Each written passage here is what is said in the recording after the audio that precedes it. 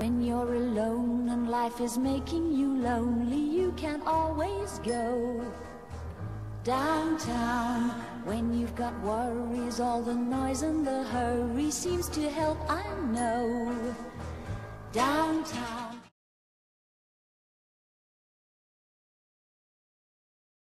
Andrew, how did you get started in making these costumes?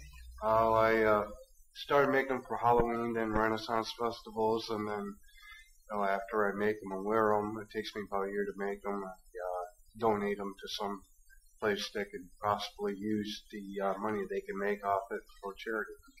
And do you make these on a sewing machine, or? No, I make them all by hand. It takes me Wow. about a year to make each one. So what inspired you to start making these?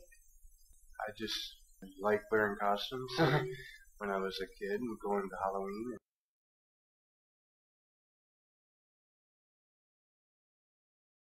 Okay, Chris, can you tell us a little bit about how you got inspired? Well, as far as photography in and of itself, I was inspired at an early age. I had an older brother that he was in the Korean conflict, and when we got discharged, I remember him bringing home like about 6 different cameras, and he asked me which one did I want, and it was a little Brownie camera, and I'm sure that from that moment, now me being about 11, 12 years old, I picked my camera up and I was hooked at an early age.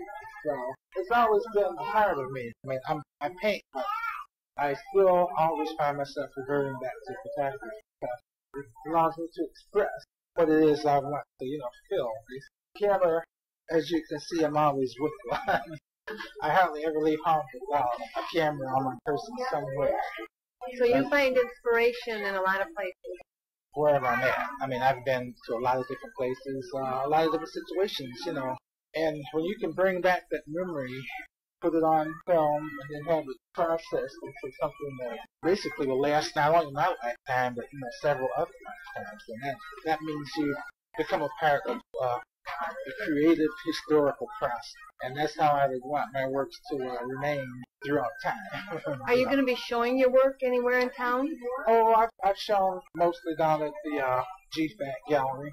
I showed my collection at Delphi. I've actually been canvassed to show at a couple exhibits over the winter. I don't know if I'll find time for them, but my goal is to show at Bay City. I love my gallery up in Bay City and Midland. I'd like to get back to my hometown of Baldwin, Michigan, show some work there. So I'm open to all suggestions and all possibilities. I want my work to get out in the public. A lot of people are aware that I do work, but they haven't seen it yet. So hopefully in the next coming couple of years, I'll be able to show more, locally around here as well. Well, we're really privileged to have run into you today, Chris. Well, thank you so much. Yes, thank you.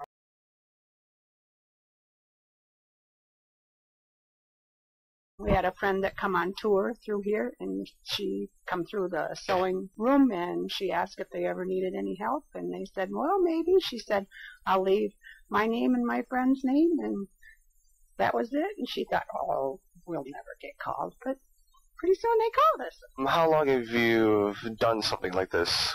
Just for the theater since 2001. When I was growing up, I thought, oh, that would be so fun to make costumes for a dance or production or something, and here I am. Downtown, things will